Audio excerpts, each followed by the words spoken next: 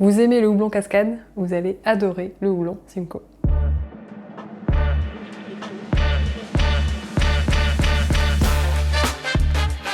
Salut les brasseurs et les brasseuses, aujourd'hui on s'attaque à la Rye IPA, une version un peu plus moderne de l'américaine IPA avec un petit truc en plus. On va s'attaquer tout de suite à mon profil d'eau, donc pour cette recette j'utilise l'eau de mon robinet.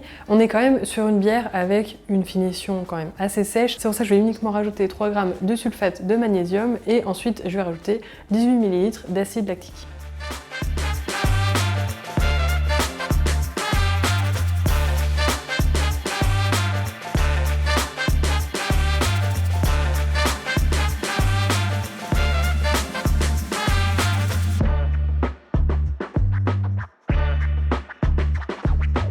La Rye IPA est un style qui se veut légèrement plus sec et un poil plus crémeux qu'une IPA américaine de base, une normale on va dire. On aura également une amertume un peu plus persistante et un peu plus épicée en fin de bouche. Pour ma liste de grains, je suis partie sur 4 variétés différentes. En malt de base, j'utilise le malt Pale Ale à 70%. Au niveau du malt de seigle, on dit qu'on peut aller jusqu'à 60%. Alors, ne sautez pas sur vos chaises, 60%, c'est vrai que ça fait beaucoup quand même. En général, on dit que pour commencer, on part plutôt sur 10-20% pour tester quand même, parce que c'est vrai que ce malt, déjà, il a pas d'écorce comme le blé, et quand même, on dit qu'il donne un aspect assez visqueux au mou, et on peut même avoir des problèmes au niveau de la filtration ou de la recirculation. Donc faites quand même attention si c'est la première fois que vous l'utilisez. Voilà, partez quand même plus sur 10-20% et après vous verrez sur une prochaine recette si vous pouvez vous permettre de partir sur un pourcentage plus élevé. La principale chose que va apporter le seigle, c'est donc, comme je vous le disais, des notes épicées.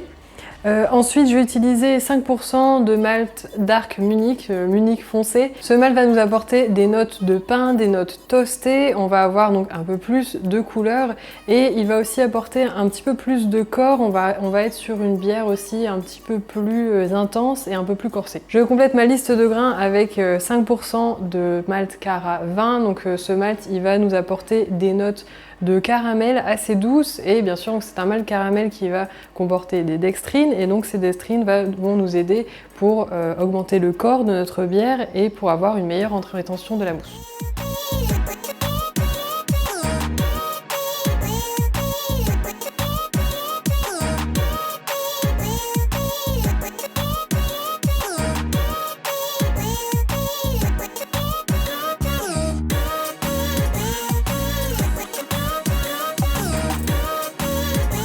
Le houblon Simcoe, c'est vraiment un houblon caractéristique des houblons américains, de ceux vraiment qui sont très populaires, donc par exemple du Citra, du Mosaïque ou encore du Cascade. C'est un houblon qui a un très faible taux de cohumulone, il est entre 15 et 20%, ce qui lui donne une amertume très agréable. C'est un houblon qui a été surnommé quand même assez fréquemment Cascade sous stéroïdes. Si vous connaissez déjà le Cascade, qui est quand même un houblon très courant, vous avez ça mais en multiplié avec le Simcoe. On va principalement apporter des notes d'agrumes, de pamplemousse en particulier, de pin et d'herbe.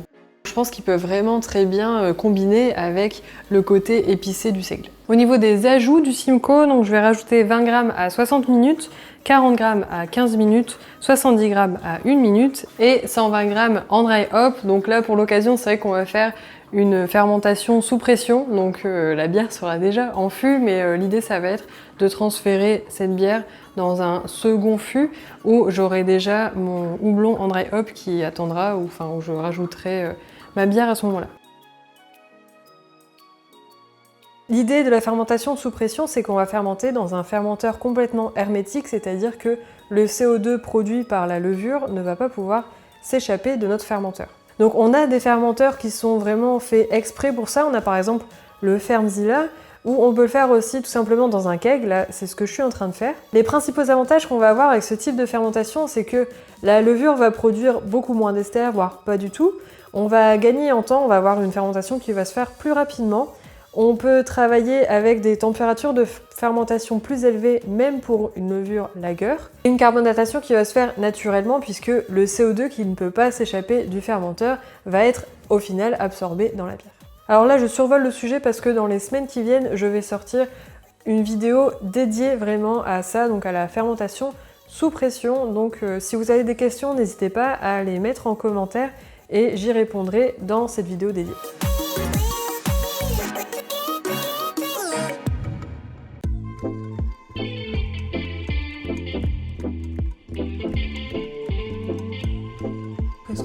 presque ambré, presque orange. Direct, je sens les notes de fruits tropicaux. D'agrumes Ouais. et litchi. Du sucré aussi. En fait, j'ai à ma tête, ça me revient beaucoup l'image de l'emoji de fleurs, emoji orange aussi, très très houblonné. Allez, santé. Santé, Santé. santé. J'ai des notes épicées directes qui viennent tapisser le palais. Elle est ultra bien équilibrée. Ah ouais. Mais je m'attendais à ce qu'elle soit plus... Alors j'imagine à cause de l'apparence, mais à ce qu'elle soit un peu lourde. Et pas du tout, elle est vachement légère, super fraîche. C'est une bière très houblonnée et je sens pas le houblon très agressif. Non, je pense que comme tu dis, il y a une balance et du coup, ça se marie vachement bien. Et finalement, pour une bière à 60 IBU, Ah, c'est vrai qu'elle est à 60 IBU. Bah, franchement, elle a une petite amertume peut-être en fin de bouche, oui, mais vraiment pas désagréable. la levure c'est tellement propre et neutre. Au niveau des notes du Simcoe, enfin houblonné, moi je pense qu'on est plus sur des fruits tropicaux encore une fois. Et là, comme tu disais, je vois un petit peu l'emoji fleur. Moi je pleure. Un côté très citronné, quelque chose que beaucoup de gens appellent un petit peu dank. C'est quelque chose d'herbacé. Le corps, il est complet et velouté, comme tu dis, mais en même temps, on le sent léger. Oui, Tu je vois, ne sais pas. c'est un peu contradictoire, mais du coup, c'est vachement agréable parce qu'on n'a pas cette lourdeur. Oui. Et en même temps, on a quand même un corps vachement présent et assez complexe quand même au final. Je pense qu'on a fait le tour de cette IPA au seigle. Comme vous le savez, c'est notre single hop du mois et qui dit single hop dit grosse promo du mois. Emoji cadeau. Emoji cadeau. La grosse nouveauté sur ce single hop, et vous allez en voir apparaître de plus en plus dans les semaines qui viennent, c'est que là, on vous propose la recette directement en kit, c'est-à-dire que tous les ingrédients vous sont proposés au gramme près, donc aussi bien les maltes que le houblon. Et comme ça, vous avez vraiment tout pile les ingrédients dont vous avez besoin pour faire 20 litres de bière. Donc ça, c'est la première grosse nouveauté. Après, donc comme je vous le disais, qui dit single hop dit grosse promo, donc que ce soit sur la recette de ce single hop ou sur les ingrédients tout seul du single hop, on va avoir une grosse promo dessus, donc n'hésitez pas à aller faire un tour sur le site. Troisième annonce, on lance un concours pour gagner ce mois-ci le houblon BRU1 ou BRU1, un houblon qui va principalement donner des notes d'ananas et de fruits tropicaux. Pour participer à ce concours, vous avez juste à passer une commande sur le site, donc ça va être une commande d'un seul petit sachet de levure à une recette, voire deux, voire tout ce que vous voulez. N'importe quoi vous achetez, vous allez pouvoir participer au concours pour gagner donc 250 grammes de BRU ou BRU1. Le gagnant de la deuxième place du concours va gagner 250 grammes du houblon Strata, qui est également un houblon américain. Là, on est également sur des notes de fruits tropicaux et aussi sur des notes de cannabis.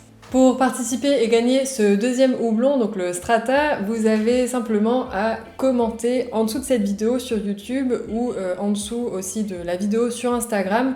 Vous commentez « Je participe au concours » plus si vous pouvez nous donner une suggestion d'un sujet que vous voudriez qu'on aborde dans un prochain live. Alors on sait qu'on a sur notre liste déjà le sujet de l'eau depuis des mois. Florent, si tu nous vois, on t'oublie pas. Et dans le mois qui vient, là, ce mois-ci, on va vous expliquer un peu plus en profondeur le thème de la fermentation sous pression. Donc ça, c'est déjà sur notre liste. Donc si vous avez d'autres envies, d'autres sujets que vous voudrez qu'on aborde, n'hésitez pas à le commenter. Donc c'est je participe au concours plus un sujet que vous voudriez qu'on aborde en live. La fin du concours, autant pour le premier lot que le deuxième, se termine demain dimanche à minuit. Bon, finalement, quelles sont tes impressions de la fermentation sous pression? Alors c'était une deuxième fois, mais convertie en première fois. C'est vrai que comme je l'ai expliqué plusieurs fois dans les lives précédents, on a eu un premier test de fermentation sous pression avec une bière crue. Donc c'était la première fois qu'on faisait une bière crue, c'était la première fois qu'on faisait une fermentation sous pression. Et on a un peu foiré le truc. C'est vrai que du coup, moi j'étais un peu réticente de retester tout de suite. Mais bon, en même temps, autant le refaire tout de suite pour pas rester sur cette première impression. Là, contrairement à la première fois, franchement c'est vachement bien parce que on a...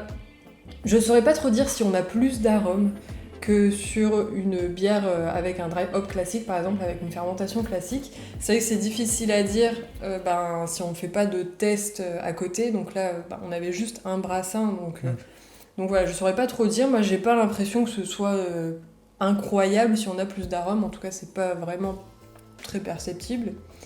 Ce qui m'a vraiment bluffé, moi, par contre, c'est le fait que on sort la bière du keg et elle est déjà carbonatée. Enfin, je trouve ça quand même vraiment impressionnant. Et je pense que c'est vraiment une expérience à refaire, sachant qu'en plus, surtout pour les lagers, parce que les lagers, ça peut des fois faire un petit peu, pas peur, mais on peut avoir quand même un peu de réticence sur le fait que c'est une fermentation super longue, il faut bien maîtriser la température, etc. Et là, comme vous le verrez dans la vidéo vraiment que je vais dédier à la fermentation sous pression, ce qui est très intéressant, surtout pour les lagers, c'est qu'on va diminuer très grandement le temps de fermentation, et en plus de ça, on peut fermenter à des températures plus élevées que les températures recommandées pour ce genre de levure. Donc c'est vrai que c'est vraiment super prometteur. Je pense que notre premier et deuxième test, là, il est quand même plutôt réussi. Donc c'est encourageant, moi j'aimerais bien retester du coup. Ce que nous avons appris de la première expérience, c'est de travailler avec une seule variable. Oui. Parce que nous voudrions brasser un nouvel style que nous n'avons jamais fait et avec une nouvelle méthode de fermentation. Oui. Et c'était pas le bon plan. Si vous fermentez sous pression, dites-nous ce que ça a donné. Est-ce que vous avez des petits conseils, des petits trucs que vous avez appris tout au long de vos expérimentations, des choses qui pour vous sont super importante à faire à considérer en tout cas pour faire une fermentation sous pression. Nous sommes preneurs des conseils, oui. Et aussi je pense que beaucoup de gens ici dans la communauté, il y a beaucoup de gens qui voudraient tenter la fermentation sous pression. La prochaine, ça va être une lager. Oui, du coup là c'est bon, la ale on a vu à peu près, du coup ce serait une lager. Et si vous avez des conseils, d'ailleurs c'est aussi intéressant parce que comme je le disais dans le live de cette semaine, là j'ai mon texte qui est prêt pour faire cette vidéo, mais je l'ai pas encore filmé, la vidéo sur la fermentation sous pression. Et si je peux rajouter des conseils que vous mettez en commentaire, ça peut être sympa, donc n'hésitez pas, on est toujours preneurs. Je pense que là on a tout dit. Merci beaucoup de nous avoir regardé jusqu'au bout. Si vous avez aimé la vidéo, si elle vous a appris des choses, n'hésitez pas à la liker, à commenter aussi pour participer au concours et à vous abonner si ce n'est pas encore fait. Et nous on se retrouve pas mercredi, d'ailleurs c'est vrai, dernière annonce. Ouais. On se retrouve pas mercredi prochain pour un live parce qu'on a des amis qui viennent de loin, qui viennent du Mexique. Donc voilà, on va pas faire de live du coup, mais on se revoit samedi prochain. Peut-être pour la vidéo sur la fermentation sous pression ou autre chose. On verra bien. Oui. Voilà. Bon, merci beaucoup d'être présent et puis à très bientôt. Santé. Santé.